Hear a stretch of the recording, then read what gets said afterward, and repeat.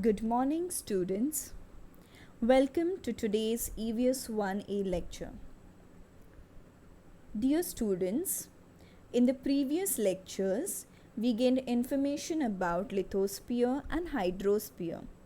Today, we will learn about the atmosphere. Students, do you all know that without atmosphere, there could be no life on Earth?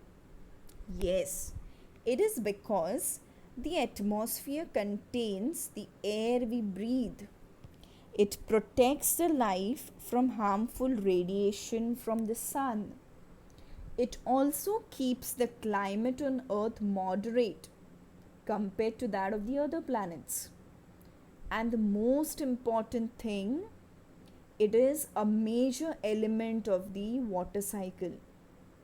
This shows that atmosphere is very important, students. So let's see the definition of atmosphere. The atmosphere is the envelope of air around the earth. So if you see the atmosphere, it is the blanket of gases which surrounds the earth. There are so many gases present in our atmosphere. So you can see the blanket of gases which surround our planet Earth. Now, these gases are held near the surface of the planet by Earth's gravitational attraction. That is nothing but the gravity. Okay, students? So, if you see over here, as I said earlier, the atmosphere consists of mixture of gases, namely nitrogen, oxygen, water vapor, carbon dioxide and argon gas also. Okay, so if you see the division of these gases, students, nitrogen is divided, occupies 78%, oxygen occupies 21%, argon gas occupies 0.93% and carbon dioxide occupies 0.04%. So the maximum amount of gas that is present in our atmosphere is in nitrogen gas, which is 78%. Okay, so these gases are very important, students, especially if you see oxygen is the gas which is very important for us, for our living, for the living creatures on this planet Earth, right? So we cannot say that oxygen, nitrogen, argon, any of these gases are not important, but all the gases are equally important in our life. Next is the atmosphere is divided into different layers. Okay, so which are these layers? Let us see, students. They are, first one, troposphere, second is stratosphere, third is mesosphere, fourth is ionosphere, and fifth is exosphere. There is one more, that is thermosphere. Okay, I'll explain to you all in detail in the next slide. So if you see, these kilometers are nothing but the distance from the Earth's surface. Okay, at what distance is this particular atmosphere, lies at what distance is given over here in kilometers. Okay, now if you see the first layer of the atmosphere, that is the troposphere. Now when you feel the wind on your face, when you go out, okay, you feel the wind on your face, you see the sky, you see the clouds in the sky, then you watch birds flap its wings, okay, then you see different things in our when you observe the sky, right? So this is nothing but this particular, all the things that I mentioned just now, they come under troposphere, or you are that means you're experiencing the troposphere, right? Now troposphere is nothing but the layer where the weather constantly keeps on changing and the mixing up of gases happens in this part of our atmosphere. Whatever the gases mix up, the mixing up of gases takes place in this part of our atmosphere.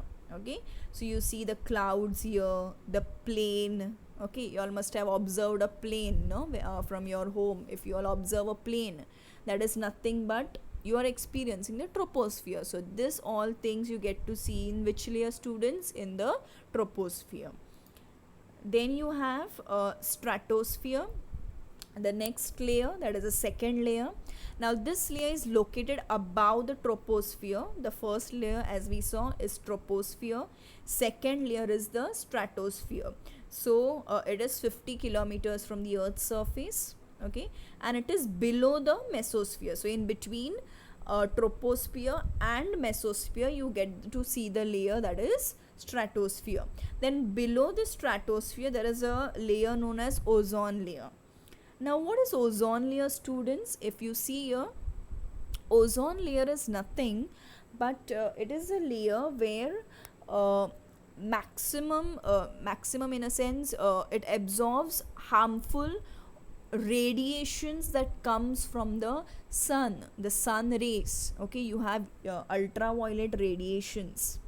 Okay, so these radiations, this ozone layer helps us, or it helps protect us from this UV radiation that comes from the sun. This layer absorbs most of the UV radiation that the sun sends to us, right? So without this layer of protection, that is the ozone layer, without this ozone layer, our life would not be possible, students. Because if the UV radiations are so powerful, they are so strong that they are very, very bad for our health, for all the living organisms on this planet Earth. So important is this ozone layer. Okay, so we have ozone layer in which layer of the atmosphere, students? It is in the stratosphere, right? Okay, next is third layer, that is mesosphere. Now mesosphere lies between thermosphere and the stratosphere. That means this is a middle layer. Okay, stratosphere, and above mesosphere you have thermosphere. So it is between thermosphere and stratosphere. Okay, now this is the highest layer of the atmosphere in which the mixing up takes place. Okay, highest layer of the atmosphere in which the mixing up takes place. Now here the air is thin, so you won't be able to breathe up in the mesosphere if you go. Okay, so and there is more gas in this layer than there it is out in the thermosphere. Now thermosphere, there is gas, but then more gas is present in this layer than the thermosphere, right? Okay, then you also get to see the meteors in this particular layer of mesosphere. It is 85 kilometer from the earth's surface. Okay, then the next layer is the thermosphere. Now thermosphere, students, lies between exosphere and mesosphere. Okay, you have exosphere and you have mesosphere, so it lies between these two layers. Now thermo means heat. Okay, the temperature in this layer can reach up to 4500 degrees Fahrenheit. Imagine the temperature here, students. Now if you just want to hang out in this particular thermosphere, you would be very cold because there aren't enough gas molecules to transfer the heat to you. So gas molecules are not present here, so that the heat is transferred to you. Okay, so here as I said, it is 4500 degrees Fahrenheit you will get to experience over here. Okay, now one more layer I mentioned in the earlier slide, that was ionosphere. Now ionosphere, it's a very interesting layer because it overlaps the mesosphere, thermosphere and exosphere. This is an overlapping layer, you can say. Okay, so this ionosphere, though it is not mentioned here, it overlaps the mesosphere, thermosphere and the ionosphere, exosphere. Okay, you you'll not get to see over here as it's not mentioned here. Okay, we are seeing the main layers of the atmosphere, but just for your information, ionosphere overlaps the mesosphere, thermosphere and exosphere. Then the last one is the exosphere. Now exosphere is nothing but the outermost layer of our atmosphere. Okay, this is the outermost layer. Exosphere you get to see over here. You have this line over here. Now this is Kármán line. Now Kármán line is nothing but it is a boundary, you can say. It divides the earth atmosphere and our outer space. Okay, so this is a line. Now actually there is no line over here, it's an imaginary thing, but this particular Kármán line, what we call it as, it divides the earth's atmosphere and the outer space. So exosphere is found in the outer space. Okay. Now in this exosphere you have gases like hydrogen and helium, but they are very spread out, you can say. Okay, and there is a lot of empty space in between. So if you go in this exosphere, there is no air to breathe and it's very very cold in this particular layer of the atmosphere. Now one more thing I would like to mention, you get to see this international space station. Now where do you get to see this international space station? You get to see in this particular layer, that is thermosphere, and you also get to see the satellites. You all know what are satellites, students? These satellites, you'll have studied about it in your EVS 1B class. So you get to see the satellites in which sphere? Exosphere. Okay, so this was all about the layers of atmosphere. Next is water cycle. Now we all know, students, that we are experiencing cool weather nowadays. There is rainfall. Okay, now it is because of the monsoon season, right? Now have you never imagined how do we get this rainfall, students? Some might know about it, some might not, right? Now let us see how do we get this rains. Okay, here is a picture that will help you all understand much better about how does it rain. Okay, now what happens here is because of the sun's rays. Now sun's rays, or sun gives us heat, right?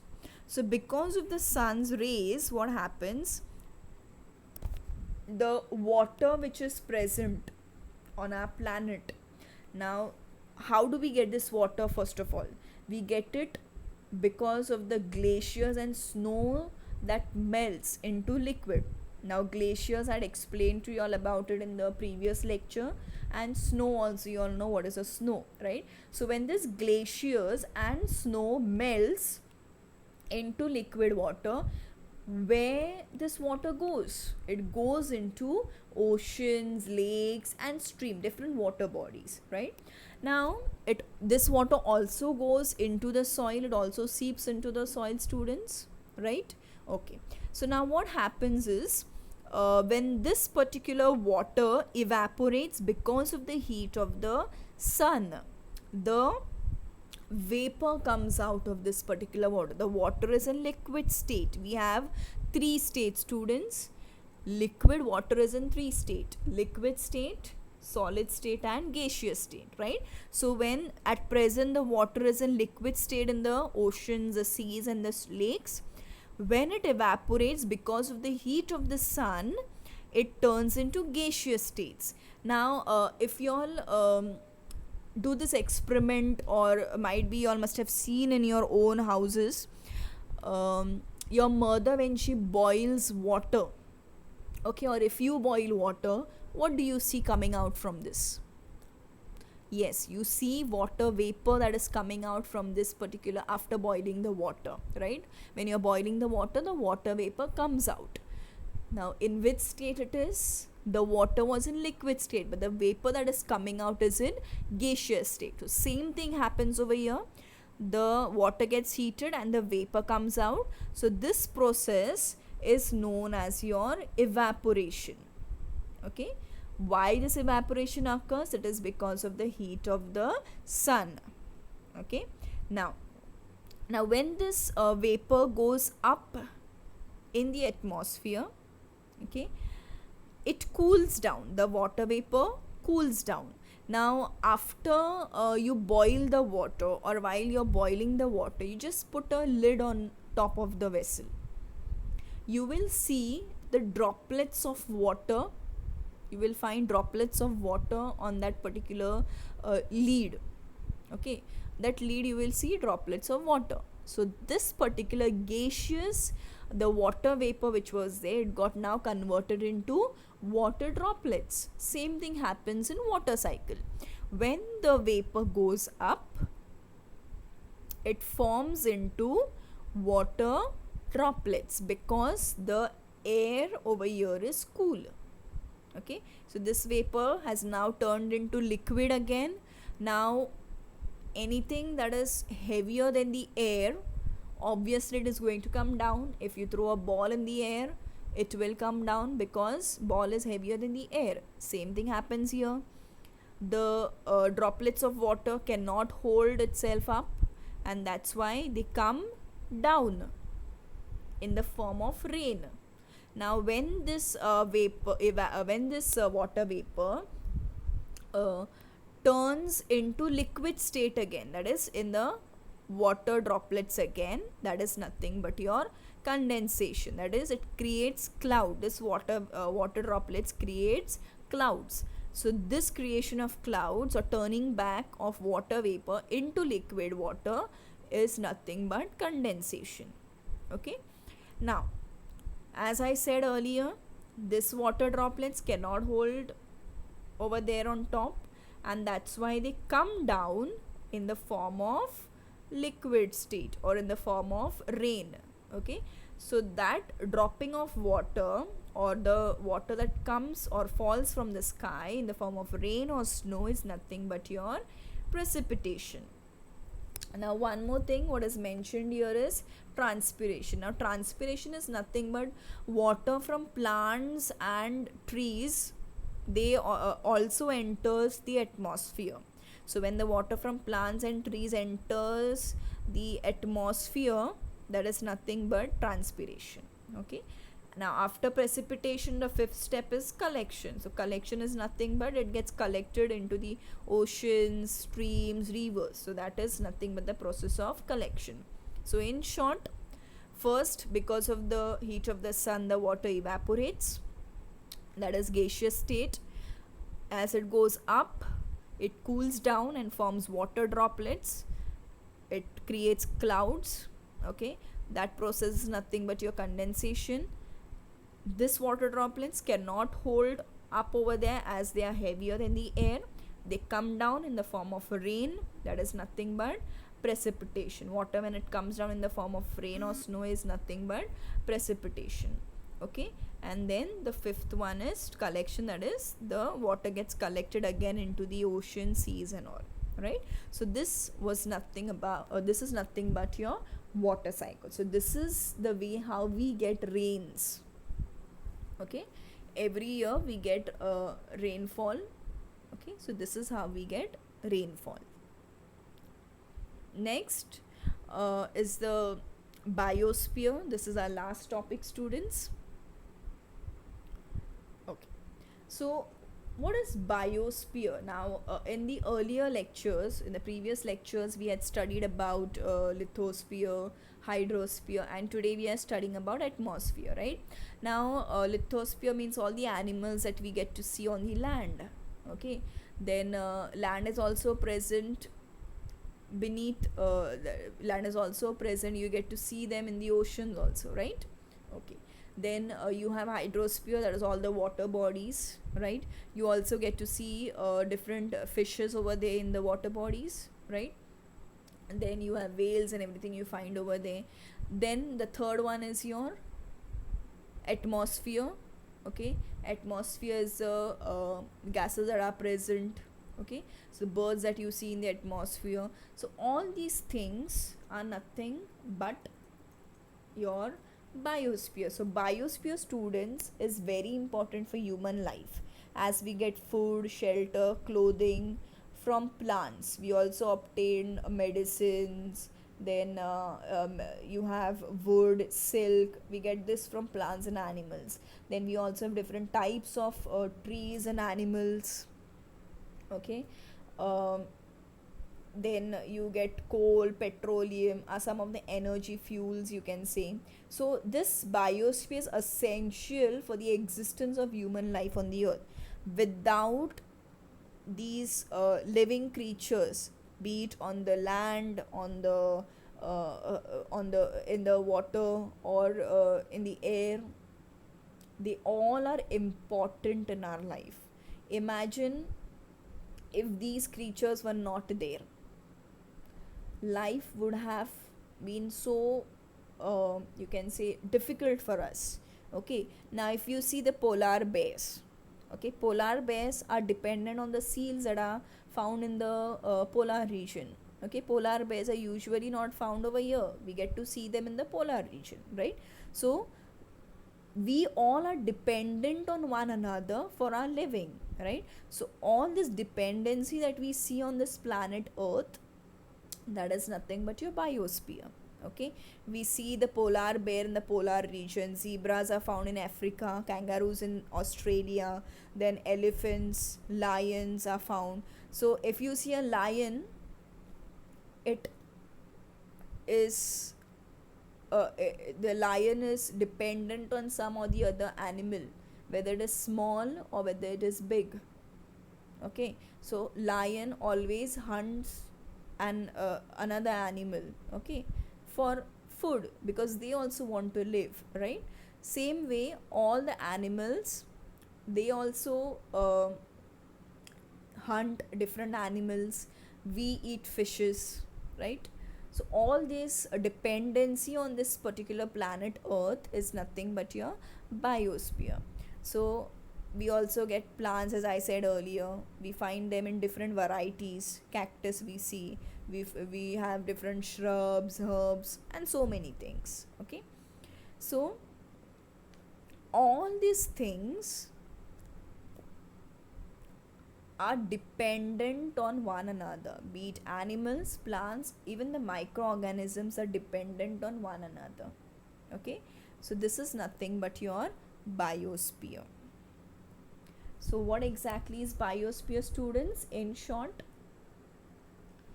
the biosphere, in short, is the area of the planet where organisms live, including the ground and the air.